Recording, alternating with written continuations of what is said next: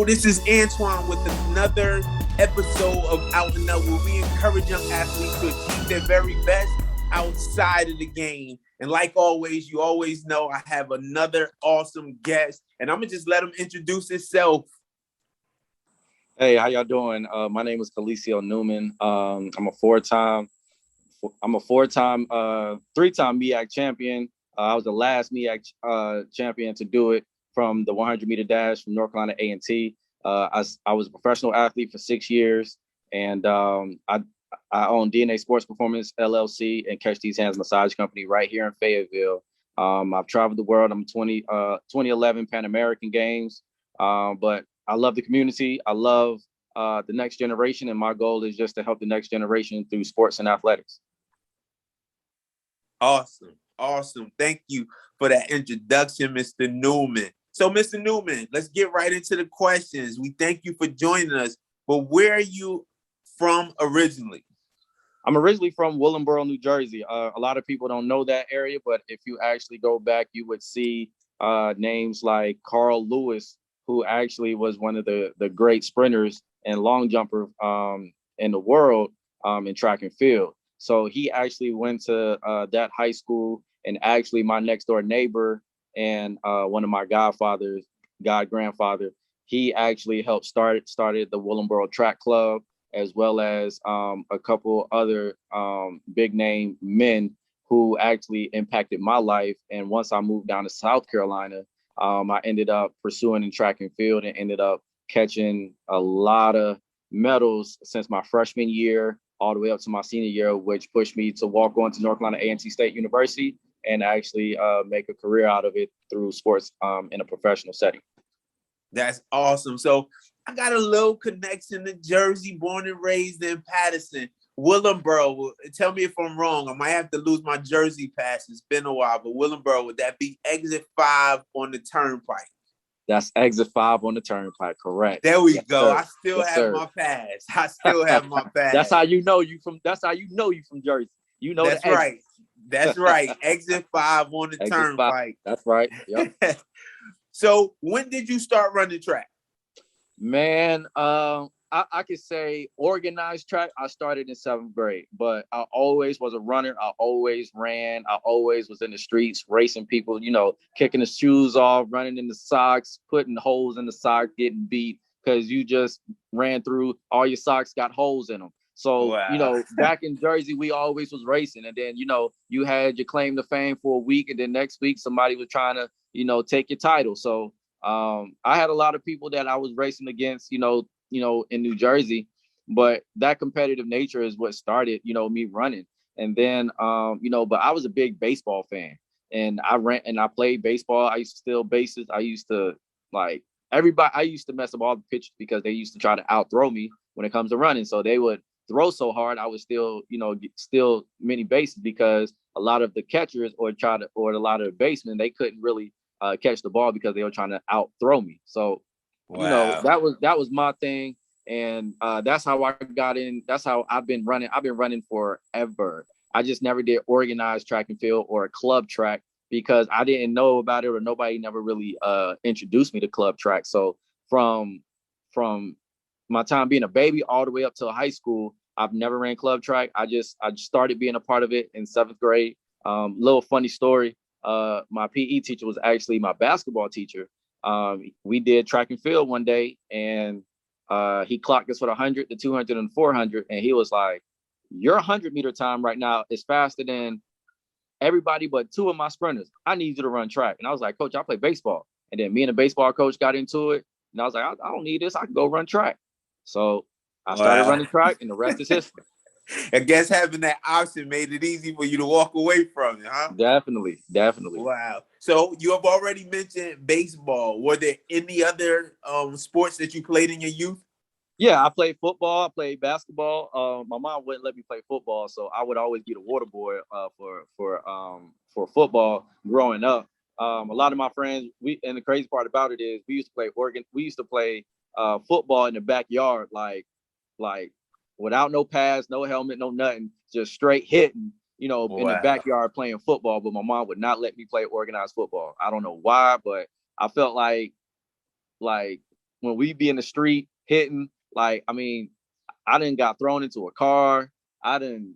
It's so much stuff that didn't happen to me when I used to play football in the streets or in the backyard. Like, it's unheard of. I got all kind of stories that happened to me, but as soon as I was trying to, put the pads on and stuff, my mom would not let me.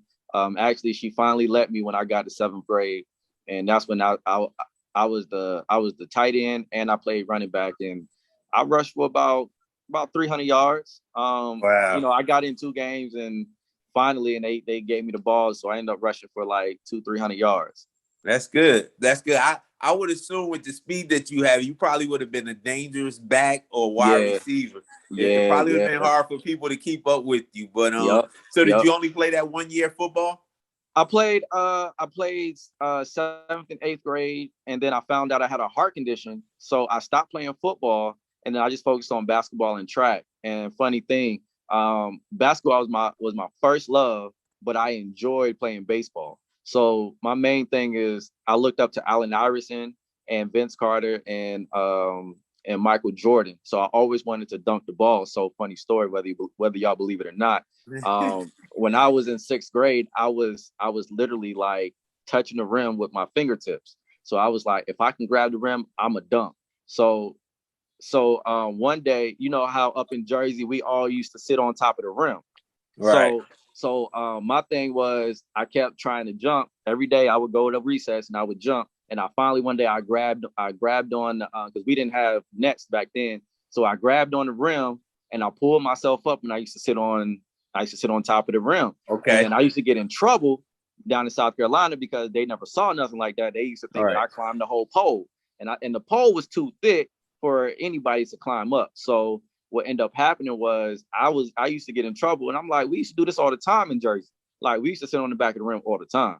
So that was my thing. So it went from there to my 7th grade year because in South Carolina, K through 6 was in elementary school and 7th through 12th was in high school. So when I got to 7th grade, I was technically at the high school, but I was grabbing the rim, and when I was playing middle school ball, I tried to glide from the free throw line and I actually missed, but I was actually grabbing the rim, and my last game in 7th grade, I actually dunked the ball, standing 5'4". Wow. So you had some hops. Yeah. So in track, you ever did any high jumping or anything? No. I did the 100, the 200, the 110 hurdles, and the 4x1. You might have missed another calling, sir. Yeah. Well, I was a 2-foot jumper, so I could barely get off I could barely get in the air with just 1 foot. So Okay. I was a 2-foot jumper, so I could get high at 2 foot, but if I try 1 foot, I can barely, not even a little bit, touch the rim. Yeah. Okay. I was uncoordinated. All right. So ultimately, at what point did you totally focus on just track? At what stage in life was it? Hey, it's track. I'm going all in, and all the other sports kind of took a backseat. At what point? My 11th grade year. I never forget it. So 10th grade, I got kicked out of school. Got in an altercation with another student. So because I played football, so I got kicked out. And that I was a state champion my freshman year. I got first in the 100, second in the 110 hurdles, and third. First in the 100, second in 200, third in the 110 hurdles. My freshman year. So everybody was talking about that. I was the first person ever to win states as a freshman. So that was never heard of. My team never won a state championship in anything. So that was like unheard of. So my 10th grade year, I got kicked out of school. I felt like that was my humbling moment. So I came back my 11th grade year. I played football, and then my athletic director / football coach was like, "I'm gonna give you an ultimatum: either you all in football or all in track, but you can't do both." And I was like, "Coach, why you giving me an ultimatum? Like, the only reason why I played football was because of my friends, Right. But I felt a passion for track and field because I felt like track called me, and I didn't really like it, but I was just naturally fast, and I was a competitor. So I felt like track called me. So that's when I was just like, you know what? I told my coach, you can clean my locker out. I won't be back. And I'm not a quitter, but you gave me the ultimatum. I was just like, especially with me just winning states as a freshman, I was just like, I'm just going to focus on track and field. So my 11th grade year, that's when I focused on I focused on the track and field, and I got first in the 100, first in the 200, and first in the 110 hurdles. I mean, first in the 4x1. I got DQ'd in the 110 hurdles because I pushed the hurdle over. Somebody ran in my lane. So that's a whole nother story. So, and the crazy part about it is my grandfather got this tape where I got the baton my junior year. I got the baton, and what was it? 7th place. It was one other team behind me. I got the baton in 7th place, and I went from 7th to 1st. I ran everybody down and got 1st place. Wow, that's crazy and impressive, impressive at the same time. Yep. So, what inspired you? What was your biggest inspiration about running track? Like what was the ultimate thing you got from running track as you begin to own, that was going to be the direction that you go in? What was the thing that motivated you to run it? My grandmother, my grandmother was a big sports head, and she loved Carl Lewis. So she used to always talk about, Carl Lewis and everything that he has done, and, us being from his hometown. So the main thing she wanted everybody to know back in South Carolina was, we came from Carl Lewis' hometown, and we're going to represent. So no matter what, that was my inspiration, because I used to watch his races all the time. My grandmother was like, you're gonna beat Carl Lewis records. You're gonna beat Carl Lewis records. And she drilled that in me to the point where I really started believing it. So, when I started seeing, the medals coming, I started seeing, the competition. I started seeing how, people in the South, no disrespect, but they just wasn't as competitive as I was, when I grew up. So I just kept doing my thing, and then, just kept focusing. I was like, you know what? One of the coaches was like, hey man, you can really have a future in track and field and go to the Olympics. So that was my goal. Like, that was my whole focal point. Even when I decided to, quit football and basketball, I was like, I'm going to the Olympics. So everybody in South Carolina, they didn't believe me. They're like, man, don't nobody go to the Olympics. People go to the military. People, they don't go to no Olympics. They, we either, work a job, or we go to nursing school, or we go to military. But don't nobody go to Olympics. So I was like, well, I'll be the first. Everything that I was doing was just like, I'm gonna be the first. I'm gonna be the first. I'm gonna be the first. And people didn't believe me until they saw me on Olympic trials for the TV in the finals for the 200.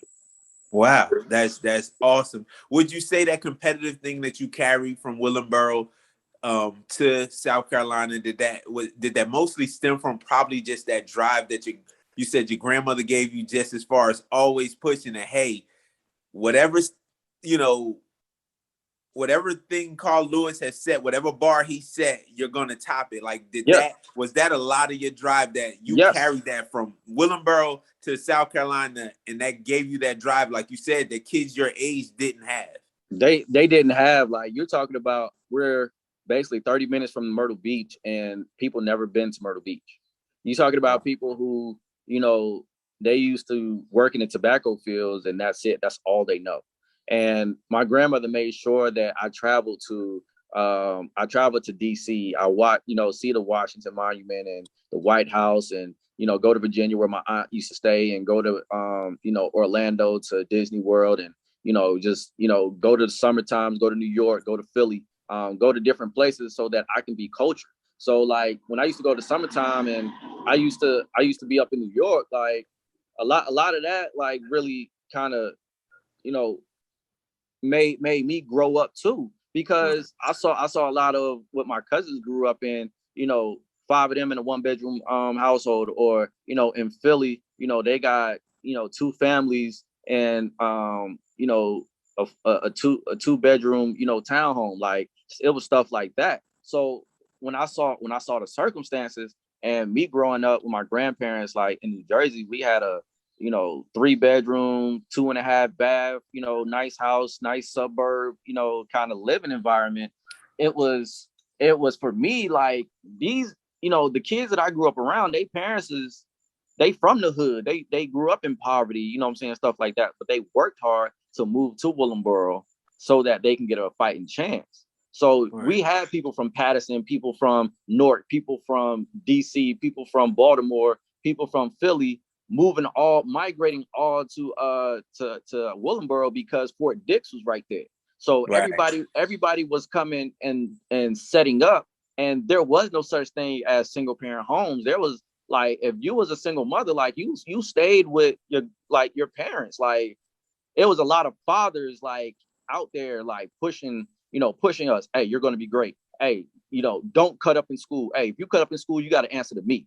You got to answer to him. You got to answer to him. Like, and there was a lot of like educators, fathers, father figures that was like, boy, don't make me grab you up. So when it came to like making a mistake or cutting up in school, I didn't really start cutting up until I left New Jersey and moving down to South Carolina, because cutting up wasn't an issue. Like, I had one friend that used to cut up, and when they moved us and separated us and went to different schools, that's when he started really doing better in school.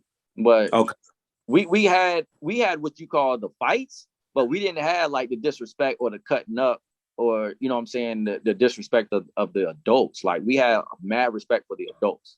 So that was like the difference. You know what I'm saying? The big difference, rather than that being in South Carolina. Okay. So real quick before we go to our quick commercial break, let's speak on, you said a little bit earlier about when you moved to South Carolina, you did end up getting into a situation. You said, was it your 10th, 11th grade year in school? 10th grade year, yeah. That you got in a situation. So many young people, and again, we mainly focus and we talking to our young athletes. What are some things that you learned from that incident? You didn't give us much detail, but what is something that you learned to really, probably help you to do some things different on the back end once you were able to overcome that situation?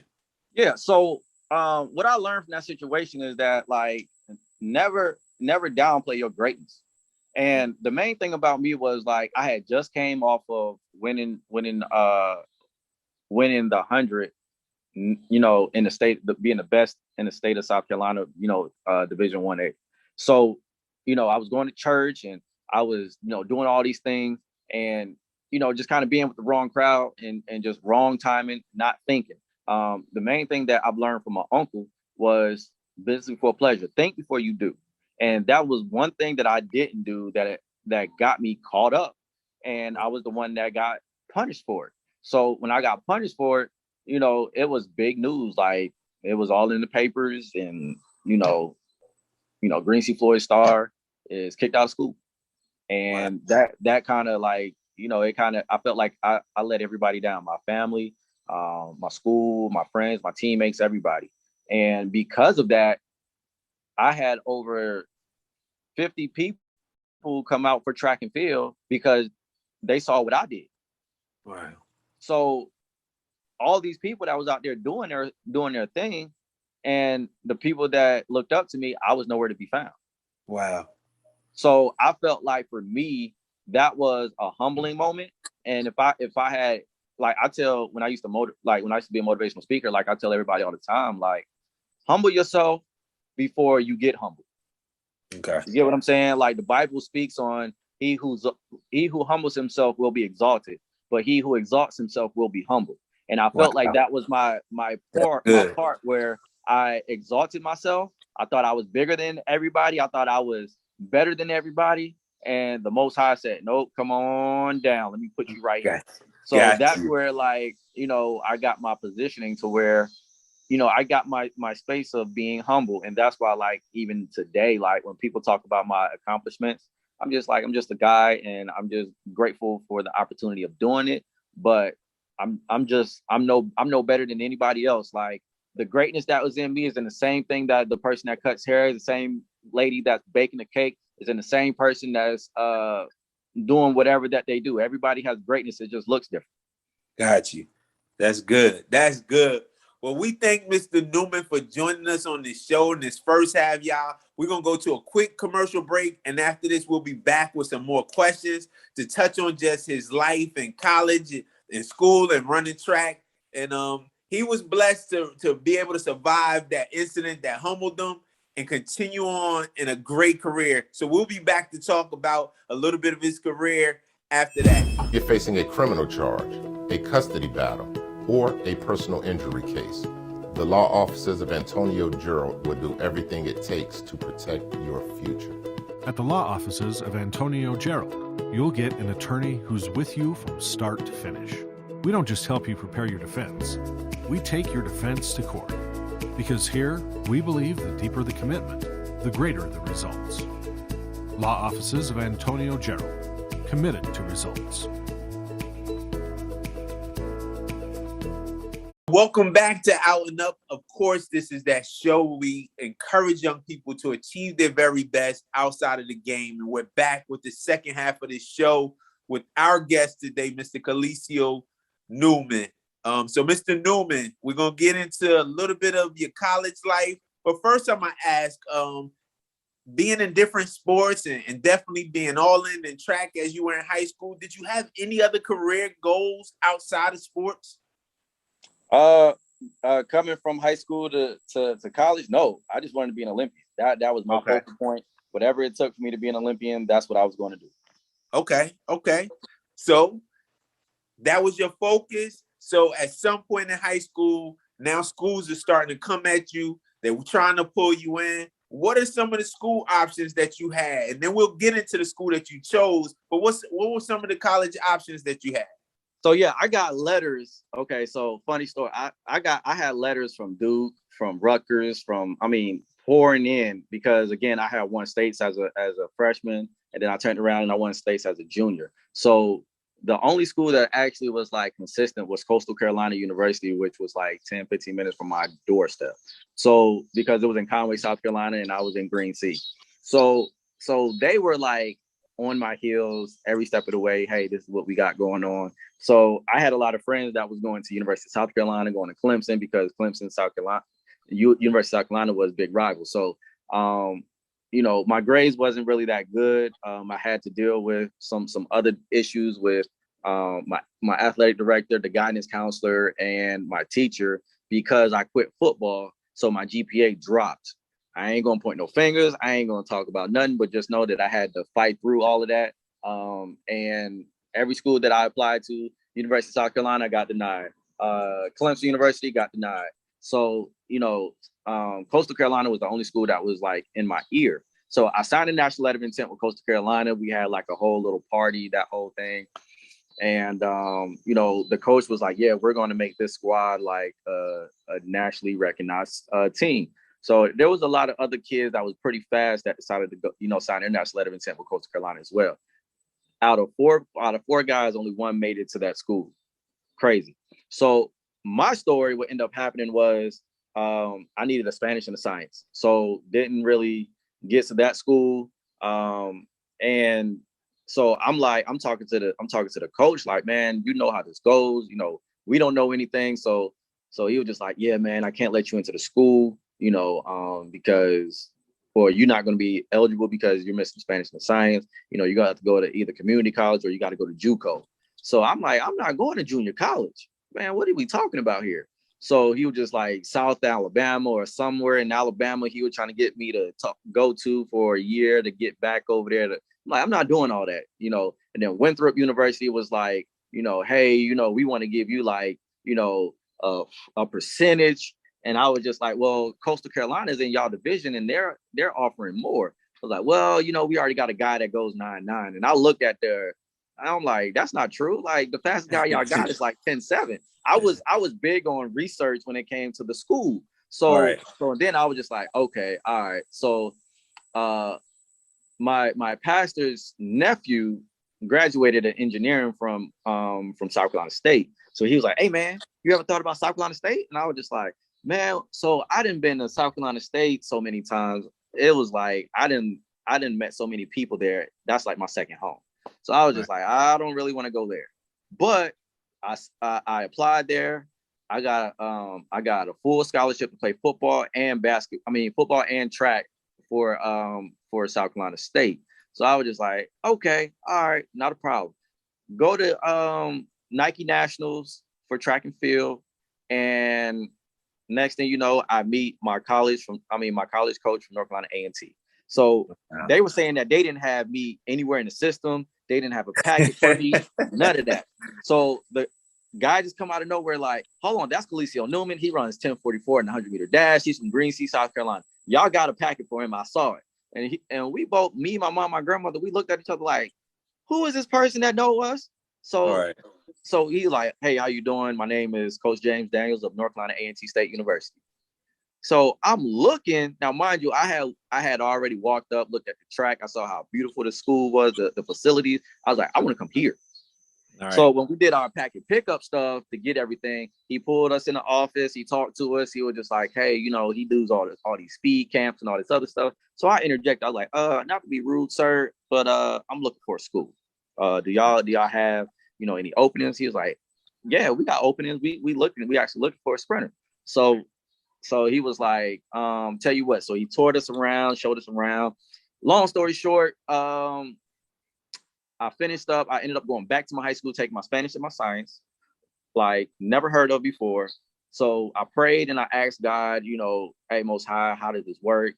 You know, show me the school that's supposed to be for me. Make it to where only everybody know it was your hand and not mine or anybody else's.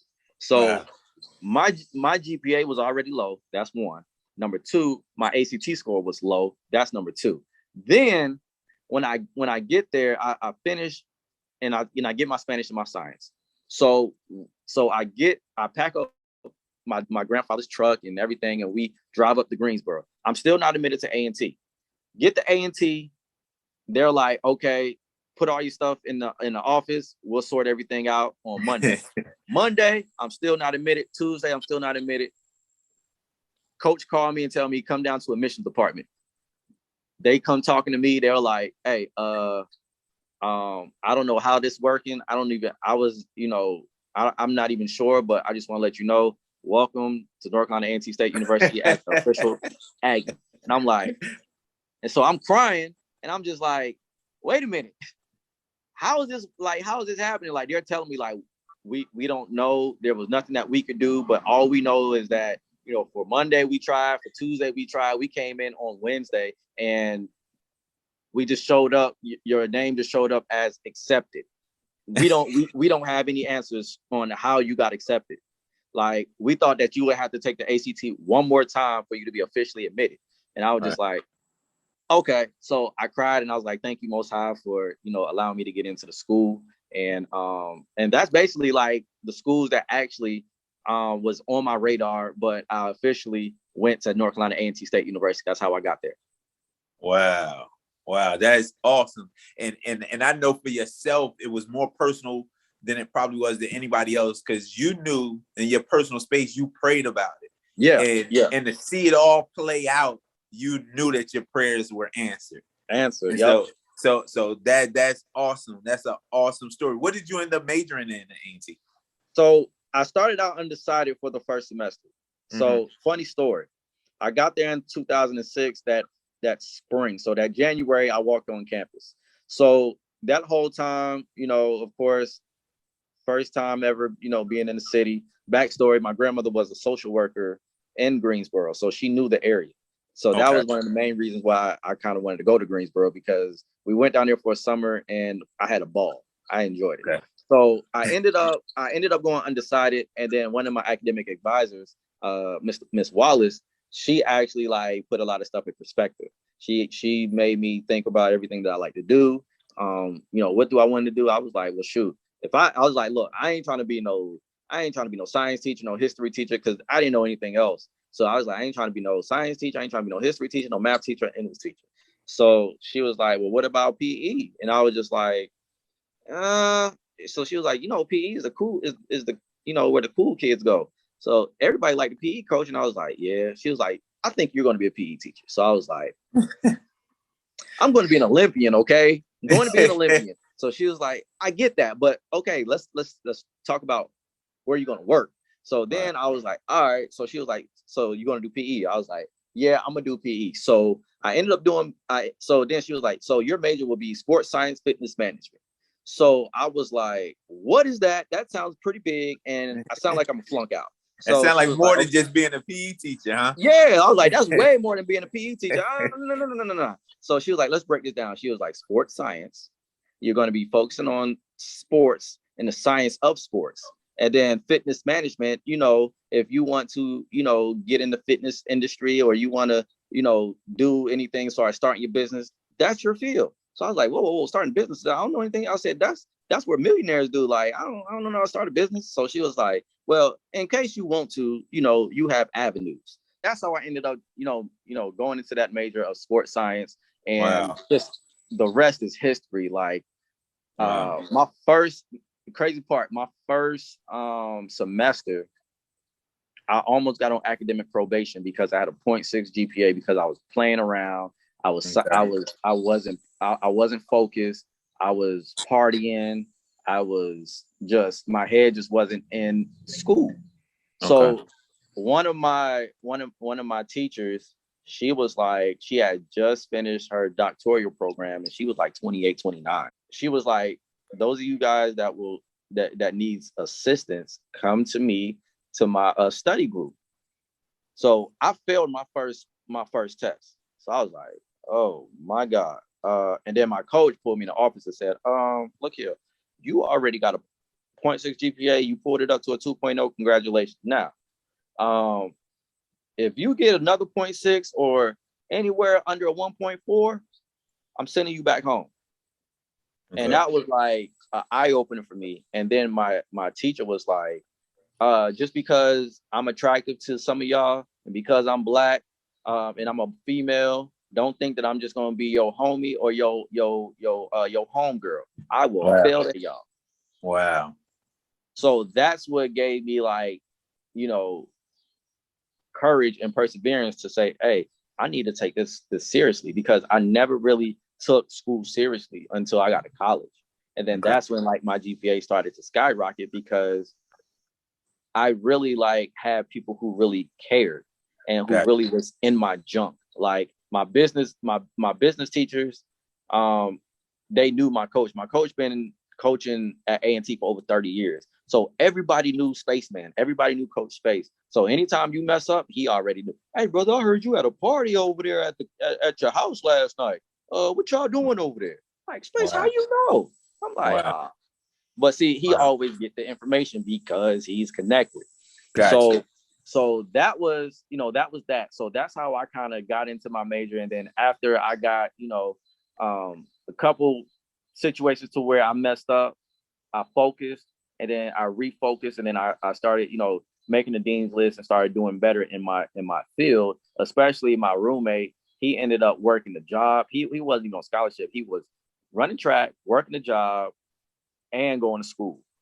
Okay. So he was from Long Island, New York. So and he kept a 3.5 GPA. So for that was like my motivation, because I saw it right, firsthand. He would wake up in the morning, he would go over certain things, and I would wait till the night of, and I would try to cram all that information in, and he would laugh every time. He was like, you'll learn. So when I started taking his approach, that's when my grades started really going up. Before I go to bed, I would research some things and go over and highlight and just go over a couple things. And then in the morning, I would do a quick little rehash, go over some notes and just jot down some information. And then I realized that once I got in class, it was right there. It was easy. So I took that approach, and it actually worked out for me. Okay. So right before, we have a lot we still want to get in from your Olympic experience to even some of the business moves that you're making today. But I want to ask this one question, because you say you had that rough start when you got into college because you were kind of just excited about being where you were. So I will say, speaking to that young athlete that's about to transition from high school, especially being a student athlete, transitioning from high school to college, what are some things that they can do to prepare themselves to maybe enter their college year a little more focused, that first year a little more focused? What are some things they can do? First of all, business before pleasure for anything. Decision making is everything. You need to understand whatever you choose to do. I can't tell you, how to make your moves. Just understand business before pleasure. Business, study, do what you got to do. And if you got to choose between a study night, go over some work, or go to the club always going to be there. The party's always going to be there. Friends are always going to be there. So take your time to invest in yourself, because there's one thing that the world can't take away from you, and that's your knowledge. So invest in making sure that you get all the knowledge that you can while you're in here, because those 4 years go by quick. You're a freshman, and then you're walking out the door as a senior. I used to think that I had all the time in the world, and then I look back like, dang, I didn't even give everything that I could have gave when it came to, being a student athlete. As an athlete, I did, but as a student, I think I could have done more. And the worst thing you could ever do is shoulda, couldas, or wouldas, because once it's over, it's over. It's like you can't go back and get those 4 years back. It's already done. So take care of what you got to take care of, and business before pleasure. All right. So we're going to speed it up a little bit because you have so much to talk about or that we want to cover when it comes to your track career. But then we want to get into some of the things that you're doing post the sport that you're still doing awesome in the community. So let's fast forward as we get, I know with, your sports like basketball and football, you get to a point where we start seeing this person is being highly looked at by teams and things like that. What does that transition look like for the person that don't know how things go when it comes to track? At what point in college are you now seeing that, you know what? My dreams are going to the Olympics, or my opportunity is to take my track career to another level post-college. It's attainable. I can see it happening. At what point do you start seeing that thing happen? And how does that look for a track star?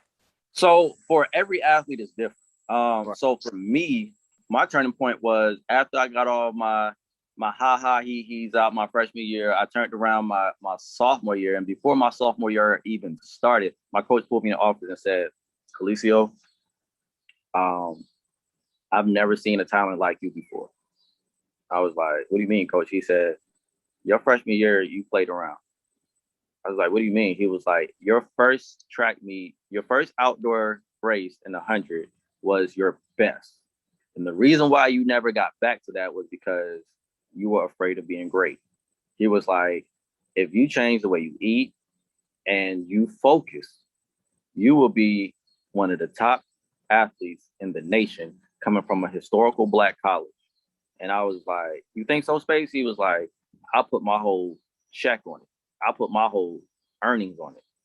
And I was like, so Space, what I need to do? He was like, change your diet, take out the beef, take out the pork, get you a good sleep, study, do what you got to do, so that when you come in and when you come to practice, you make sure that you come locked in. No matter how hard it is, you bring your A game.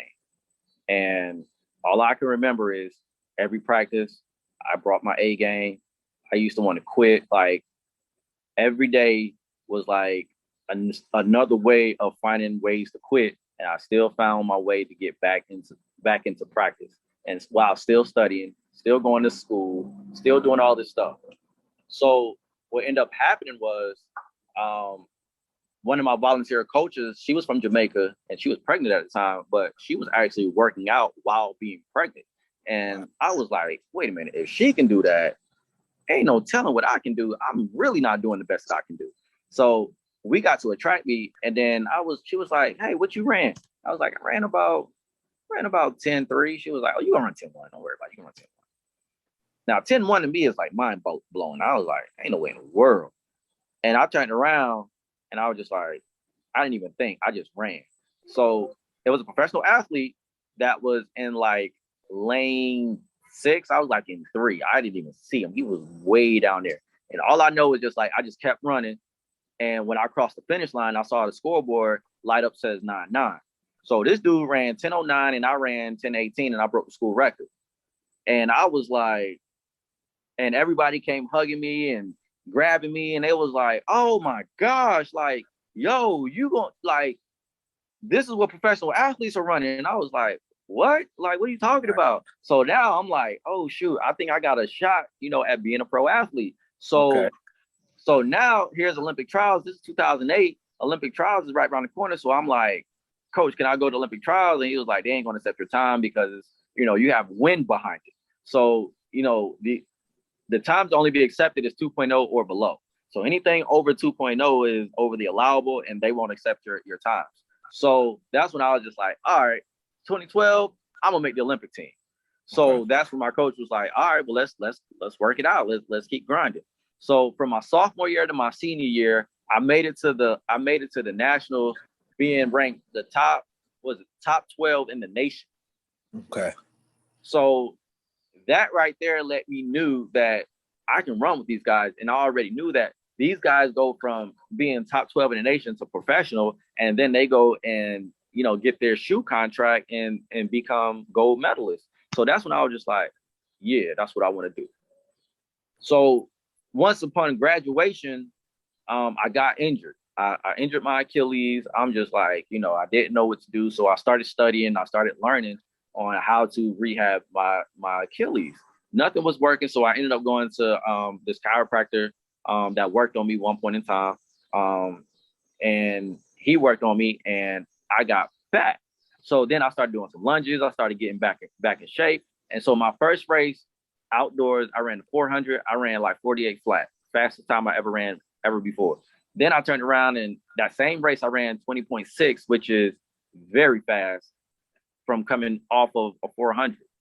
So once I did that, I was like, okay, coach, I'm ready. I'm real ready. Like, throw whatever you got to throw at me. I'm ready.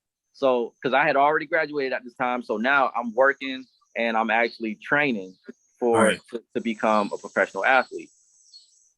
So then I had ended up, he opened me up for the 100. I ran 10:14, and then I got a phone call from a guy in California that said that he wanted to represent me as my agent. So I was like, what? So I was like, all right, cool, not a problem. So I go to USA Championships. I do okay. I run about 10.2, about 20.5. I did okay. But that was for me like the turning point. So I go back home and I'm just like, well, my season is over. I get an email, and I get emails from USA Track and Field all the time. But it's at Pan American Games. So the Pan American Games, I was like, So my coach was like, so I was like, hey, coach, do you know anything about the Pan American Games? He was like, yeah, the Pan American Games is iconic. Why? I said, I just got an email about running in October. And I was like, so my coach was like, we doing it. Like, he didn't even let me like decide. He was like, oh, we doing this. Yeah. We gearing up for this. You said October? Yeah, we doing that. So I didn't been at the house for like 3 weeks of not doing anything. So we get back, we training. And then, they was like, hey, I know we said that you're just going to run the 4x1 only, but we need you to run the 100, 200, and the 4x1. I was like, bet, not a problem. Let's do it. Like, I'm with it. Whatever y'all need me to run, I'm going to run it. Why did I say that? Because then I got in the relay pool for the 4x4. But that's a whole nother story. But I ended up, getting out there, doing well. I was the finalist for the 100, semifinalist for the 200, and I ended up getting a bronze medal in the 4x1 relay at the Pan American Games, and then moved on over to 2012 to my iconic year, and just fast forward, missed the Olympic team by 1/100th of a second. Wow. But I read something in the article, something I was reading online, where you said, I left it all on the field. Yep. So when I ran, my 200 meter final, I was ready. I felt like I was going to make the team. And when the gun went off, it was like an out of body experience. It was like, I didn't even know I was running. I was just, all I remember was the gun and the finish line. I don't remember anything in between. So when they interviewed me, it was like, hey, do you think you looked over? Do you think this? Do you think that? I was like, no, I thought I left it all on the track. Like, I gave everything I had. I don't even remember the race. Like, I ran and I finished. And, looking back at it, I don't have any regrets. Of course, I would love to have made that team. But, things happen for a reason. And I think that's what built my character. I really believe that, looking back at that race, just actually going back and looking at the race, yes, I did look over. However, I don't remember anything about that race that can really help me say that, like, yeah, I remember in this portion of the race, I was doing this, or I was thinking this, or I was doing, can't tell you, because it was just so, I wasn't thinking. And my coach always used to tell me, he used to always ask me, hey, how was that race? Or what did you think? And I was like, well, I was doing this, and that's your problem. You're thinking. Stop thinking and just run. And that's what really made me to become a better athlete. And that's what I felt like I did at that race, at the Olympic trials in the 200. Now, I still ended up being ranked 10th in the world. And, I went on to be ranked 10th in the world, which is, pretty freaking awesome. Yeah, very awesome. You know what I'm saying? And running for Nike, it was very iconic and something that I will tell my grandkids, like the great things that I accomplished just by enjoying the moment and just actually being out there. Because before I raced, like that morning, I had an interview with Comcast. Okay. You know what I'm saying? And then I ended up going out there and racing, but it was the best time I've ever had, the best year I ever had running. That's good. That definitely accomplished some big things, just like many other sports. What you were able to accomplish in those races that you were able to run in, there's only a small percentage of people that get. So there's so many kids, just like basketball, baseball, football, that wake up in 6th, 7th grade and say, hey, I want to be a pro one day. And only point whatever percent of those children make it to that elite level. And track, you accomplish something that many will never get close to. So I definitely commend you on the things that you were able to do on the track. And there's something I want you to lay out on the back end, but I don't want us to close out without covering a few things. What is it that you're doing today from the track training standpoint to even the businesses that you have? Go ahead and let the people know, and just elaborate real quickly on some of the things you're doing away from, you being a professional athlete yourself. What are some things that you've been successful at doing today? So backstory, while I was overseas running track, doing all these things, I was getting treatment. And while I was getting treatment, I was getting tutored, learning how to take care of the body, how to fix the body, and how to help the body stay fixed or stay up. So I had a physiotherapist, and physiotherapists overseas, they learn chiropractic care, massage therapy, athletic training, just a whole plethora of just rehab work. So I learned a lot of stuff from them. And what ended up happening was, while I was getting treatment and getting tutored, they allowed me to work on them. So what I ended up doing was that helped me start my business here in Fayetteville. But I used to always keep it with me. Like, one year I was overseas and I came back home. I ain't gonna lie, I blew all my money overseas, and I didn't have no money coming back home, and I had to pay rent, had some things I had to pay. And there was a track meet at A&T, and I was working on a lot of athletes. And one of the athletes that I actually happened to work on was Michael Cherry, who was Olympic gold medalist this year. Wow. He was in high school, and one of my teammates was his coach. So he's like, hey, man, I got an athlete that I need you to work on. And I was like, bring him on. Like, I'm just, getting everybody right. So I worked on everybody, kept everybody coming. Everybody kept coming back. They kept bringing friends and friends of a friends. And I mean, I used to have lines, like people was coming to see me. And then next thing you know, they ended up either winning their event or top 3 and being the best and keeping them healthy. And they used to always talk about, man, Calesio kept me right, man. Calesio kept me right. So these were things behind the scenes that I didn't ask for any credit. I would just like, boom, I ended up making my rent money and a couple other stuff. But I did all of that because I was skilled. I was skilled with my knowledge and what I knew. And I always was a giver. I always like to give my, gifts are meant to be given away. So, I always had this gift of helping people, but I didn't know at what capacity that I was going to be helping. So when I ended up doing that, that's what always stuck with me with helping. So when I moved to Fayetteville and I ended up getting married, my wife is a retired Marine, and she had carpal tunnel issues. She had plantar fasciitis. She had back and neck and hips, all kind of stuff. So once I worked on her, I gave her like a couple sessions. She was pain free. all she knew was the VA ain't gonna do this. The VA said I need surgery with this. I'm like, no, you don't. Let me show you how this works. I had this problem. I had this issue. I had that issue. This is how this works. So when I started working on her, with her big mouth, her job is marketing. She's my marketing lady. She makes sure that she pushes everything out. So once I started working on her, she started telling a friend, started telling a friend. She was like, I'll tell you what, you need to go ahead and get your LLC, start your business, and start helping the community.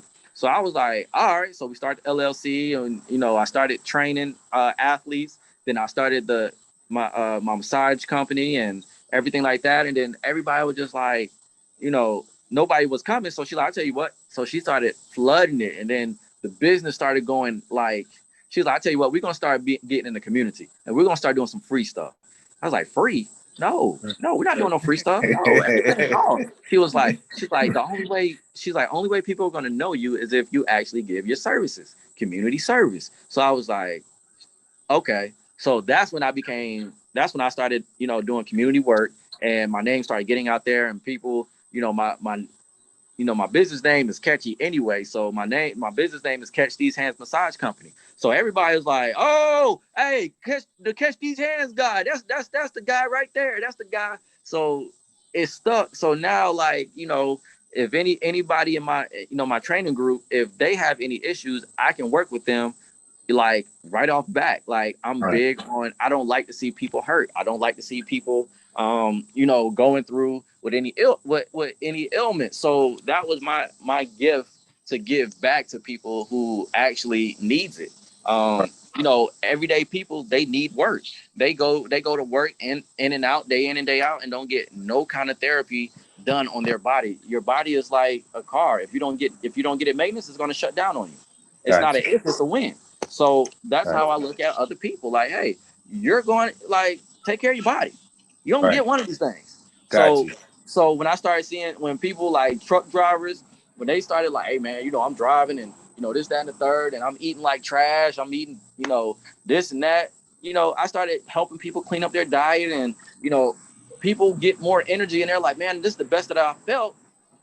And forever, like, man, thank you. So this is like me starting my business, being in the community, helping people. It was all a dream that I had, but my wife just actually put it in motion and just made it work. We did a Father's Day foot race, Juneteenth Freedom Festival. We did we took about $500 and we cooked and sponsored stuff, paid for stuff, and just to give stuff back to the community. That's good. So this is what we do on a regular basis just by helping the community. So we about to start another agency, the Elite Athlete Agency, preparatory agency. And what we're going to do there is we're going to help athletes go from high school to college, transition from high school to college. We're going to help them with the information that they're needing, help them with growth and education, things like that. Help them with their diet, help their parents get education and colleges and stuff like that. These are the things that I would like to do. So, and then we also we also started Elite Water too. So we got another water that's coming out, bottling company. So we're doing a lot of things, and we're keeping busy because my main thing is giving people a fighting chance. That's my whole thing. So this is why I started what I started, and is going forward. And I love my wife for seeing my vision and just running 100 miles an hour. Like how I'm running on the track, she's running as a marketing agent, and I love her for that. Right. And so for me, it's awesome just hearing your story as you touched on. I'm sure that we probably could have did a 2-hour segment with just the things that you have to talk about. So we might have to bring you back for part 2 and piece in everything that we missed. But the gist of Out and Up always is just making sure that our young athletes, when that sport is no longer in their life, whether they've been able to go to the highest level, whether they get stopped at high school level, whether they just play some AU ball or middle school ball, and then that sport is gone, making sure they have an identity or they focus on what is life going to be like after. And so to hear you go from this high level of being involved with USA Track to now doing the big things that you're doing in the community, it's almost like you never lost a step. I will ask right before we get into these last 2 questions, what was the transition from realizing on a professional level, I'm not running anymore? Like, did you have a hard time accepting that, or were you able to just kind of just keep your steps and keep flowing? Did you ever deal with that? Yeah, I dealt with depression, transferring from you know college. I mean, transferring from professional track to the civilian world, because I went from 2016 was when I retired, and you went from kissing babies, signing autographs, taking pictures, everybody knowing you, the everything laid out, everybody just giving you a ticket and just flying out, and you here and going tomorrow, and you getting money here, you getting money there, everybody doing everything for you, to getting into the real world, getting a job, doing everything like, and you're an average Joe. And it's like that had me in depression, because I went from being a professional athlete to working at Lowe's and McDonald's and being homeless. Okay. So it was very depressing. It was a hard transition, but I stayed prayed up. I believed in the Most High. I believed in my faith. And I believe that I had another humbling moment. And through that humbling moment, that's how I met my wife. And so I just give praises to the Most High for my journey. It wasn't how I scripted, but it was his way, and I wouldn't change anything about it. Like, I always wanted to be a husband. I always wanted to have a family. I always wanted to have a house to go home to just, raise my kids and enjoy everything, the fruit of my labor. And that's what I'm doing right now. I just thank him for it all the time. Like coming home and, doing all these things, like being a substitute teacher to being a certified teacher, still got to be a PE teacher after all. Wow. So that worked out. And at the end of the day, man, it's just a blessing, man. And I'm just grateful for that, for the opportunity of how he guided me and made me making my decisions how I made them. That's good. That's good. So I had two questions, but I'm going to add this third one in there real quick for you to touch on real quick. For that young athlete that's listening or watching the show, and you've already touched on it. Our stories won't always go how we write them. However, if you're focused, sometimes there's success even outside of how you planned it out.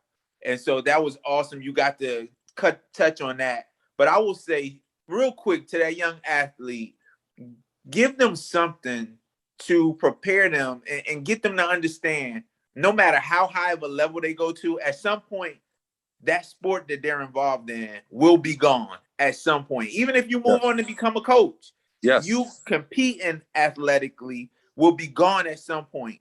Give them something or some advice on preparing for life after the sport.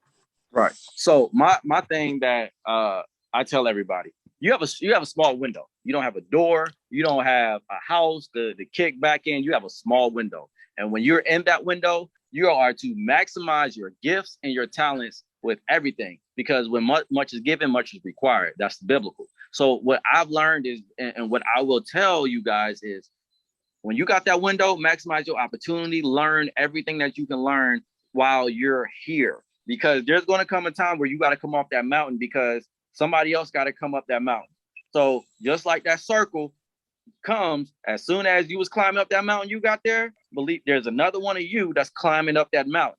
And then you got age that's coming against you. So you got to come down that mountain. And when you come down that mountain, make sure you come down with gems and with tools to help you get across that bridge. Don't try to make a bridge. Try to help yourself and get the tools that you need to get through that bridge. And make sure you find a counselor or a coach or somebody qualified that's going to help you get over that bridge. Because one thing you got to know about counseling or help in talking, it's not about correction. It's all about direction. And that's what I was missing when it came to transitioning from being a professional athlete to being a civilian, because I didn't have direction. Just like we get in the cars and we need to go from point A to point B, we'll type in that direction and we'll get through. So the main thing is, a lot of times we're trying to get to the other side. Okay, I want to be a civilian. Okay, what does that look like? Okay, it look like this, but I don't know how to get there. I don't know the steps. Okay, so find somebody who has the steps, who have been there. Tap into those people so that way you can. It's not a, oh, they're gonna look at me funny. Everybody's been through it, whether it's life, military, whatever. Somebody had to transition. So find somebody who had to transition out of something to something. And it may not be the same way, but it can be a focal point to help you get through what it is that you need to get through. So some of you guys are used to travel ball. Some of you guys used to college ball. Some of you guys are used to baseball and traveling and doing all this stuff. But the main thing you got to understand is that, hey, find some time to get all of that out.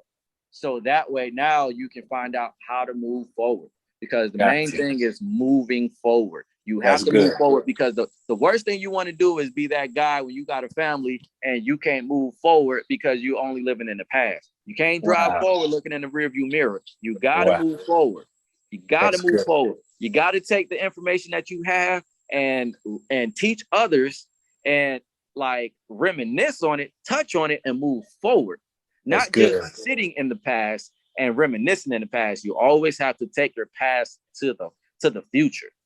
Wow, that's good. Thank you for that. Thank you for that. We're gonna wrap it up, but man, we could keep talking. You really giving some good jewels and good nuggets even in this show. But how would speak to the young person? How important is it for them to make sure they have positive people in their circle? Oh, it's very important. I'm gonna tell y'all now. When on my way going up the ladder, going to the Olympics, going to Olympic trials, doing all this stuff, I cut my family off. I love my family, but I cut them off because my mindset was, where I'm trying to go, you guys aren't ready to go where I'm trying to go. So my sacrifice was, hey, I'm doing this for y'all. So you may not understand why I'm cutting you off, but I'm cutting you off to get to where I need to go, so that when I come back down, you guys can understand why I did what I did. And it's important to have positive people, because when you have positive people, they will understand why you're doing what you're doing. And all they're trying to do is, hey, go do what you got to do. And a lot of people think positivity is just, hey, you're doing a good job. Hey, congratulations. Nah, positivity is giving you that information that you don't want to hear. Hey, get off your freaking phone and meditate. Get off your freaking social media and go research and figure out what it is that you need to do to get better.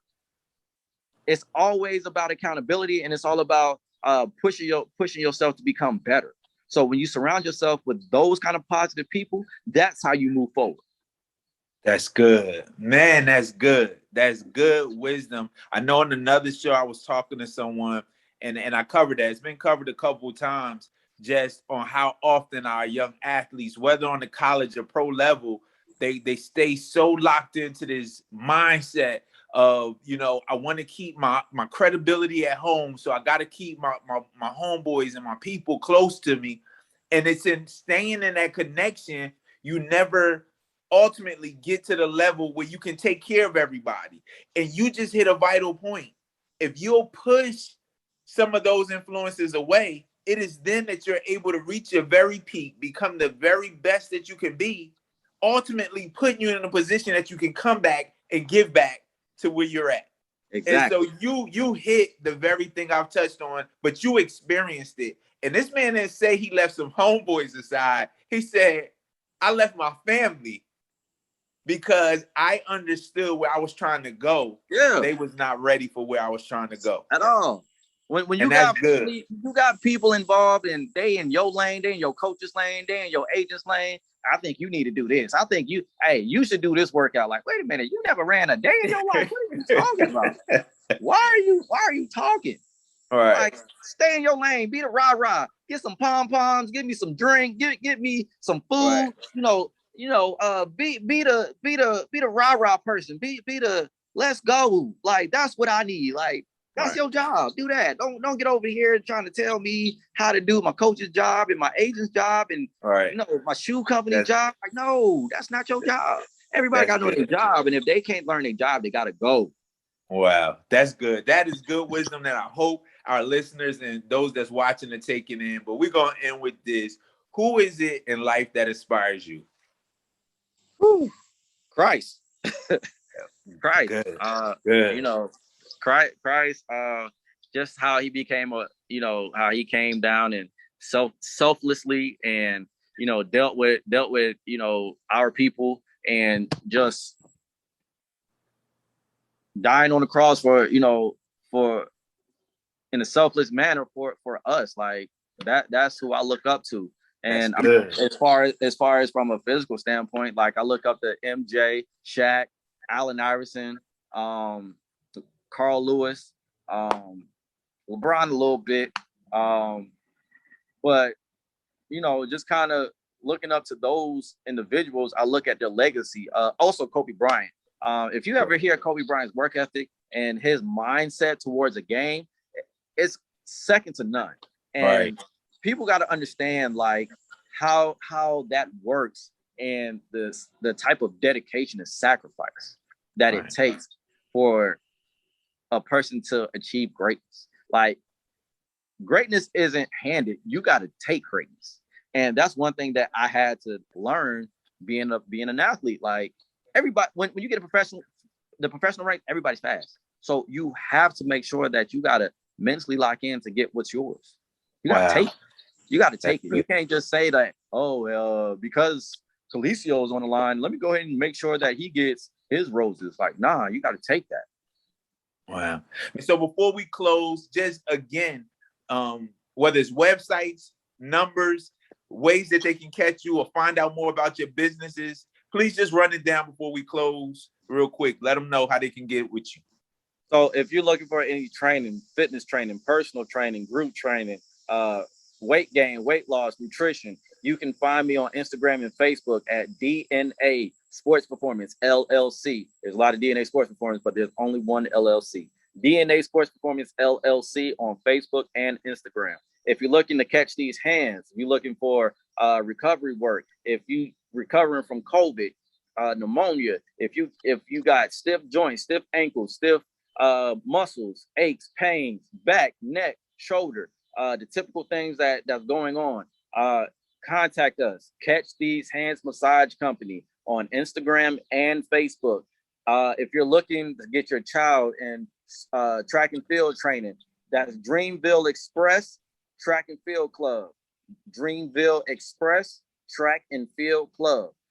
You can find us at Dream V TFC. That's Dream V TFC on IG. So just look us up. If you can't find us at all, just call me. Okay? Call me, shoot me a text. I might not answer your call, but shoot me a text. Area code 843-222-5729. Or you can get in contact with my secretary/wife/manager/marketing guru at 910-336-9506. And just text her, let her know what your interests are, and she will accommodate you accordingly. Anybody that want to make a donation, the corner management on Cash App, hit us up. We're always looking to do any kind of donations, any kind of business purposes, tax deductible. Just hit us up, and we can definitely take your donation tax deductible. All right. That's us. That's awesome. That's awesome. Thank you, Mr. Newman, for joining us. We thank you for what you're doing in the community here in the Ville. Man, we're on this end praying with you and looking forward to some moments that we can connect and work with you in the community with what you're doing. So keep doing what you're doing. Yes, sir. We thank you for joining us. And I know we're going to connect on some other end because we have like hearts when it comes to working in the community and really helping our youth take it to another level. Yes, sir. So we're definitely going to be speaking again. And so thanks again for joining us. Thank you for being with us and sharing your story, Mr. Newman. Yes, sir. Thank you. Thank you again, all who have joined us and have, been with us on another awesome ride. Mr. Newman laid out not only his history and his accomplishments, but also, just gave you some good nuggets, especially for the young athlete to take it to another level and prepare for life outside of the game. So again, y'all know how I always do and what I always say. It is good to be great on the field, on the court, in the game, but let's be great in life. Thanks again for joining us, and we'll see you next show.